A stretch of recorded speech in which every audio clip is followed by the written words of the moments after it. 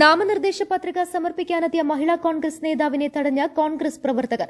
നിലവിൽ നിലമ്പൂർ ബ്ലോക്ക് പഞ്ചായത്ത് പ്രസിഡന്റായ പി പുഷ്പവല്ലിയെയാണ് Edakkara block Congress vice president K C Shahul ഹമീദിന്റെ നേതൃത്വത്തിൽ ഒരു വിഭാഗം കോൺഗ്രസ് പ്രവർത്തകർ തടഞ്ഞത്.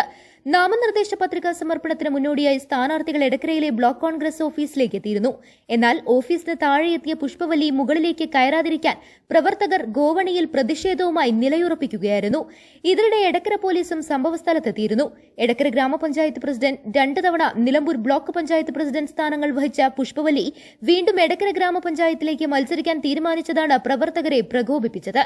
എടക്കര പഞ്ചായത്ത് പ്രസിഡന്റ് സ്ഥാനം വനിതാ സംവരണമായതോടെയാണ് ജനറൽ സീറ്റായ 12ാം വാർഡ് മുപ്പിനിയിൽ സ്ഥാനാർത്ഥിയായി ഇക്കുറിയും മത്സരിക്കുന്നത്. മത്സരിച്ചവർക്ക് തന്നെ വീണ്ടും നൽകുന്നതാണ് പ്രവർത്തകരെ പ്രകോപിപ്പിച്ചതെന്ന് പ്രതിഷേധക്കാർ പറയുന്നു. മുമ്പ് ഇതേ വാർഡിൽ ജനറൽ സീറ്റിൽ മത്സരിച്ച BJP സ്ഥാനാർത്ഥിയോട് പരാജയപ്പെട്ട ചരിത്രവും പുഷ്പവല്ലിക്കുണ്ട്. പ്രവർത്തകരുടെ എതിർപ്പിനിടയിലും മറ്റ് സ്ഥാനാർത്ഥികൾക്കൊപ്പം പ്രകടനമായി ഗ്രാമപഞ്ചായത്തിലെത്തിയ ഇവർ വരണാധികാരി മുമ്പാകെ നാമനിർദ്ദേശ പത്രിക സമർപ്പിക്കുകയും ചെയ്തു. ന്യൂസ് നൗ സ്വന്തം ഹൈസ്പീഡ് ഇന്റർനെറ്റ്, നമ്മുടെ സ്വന്തം ഇന്റർനെറ്റ്.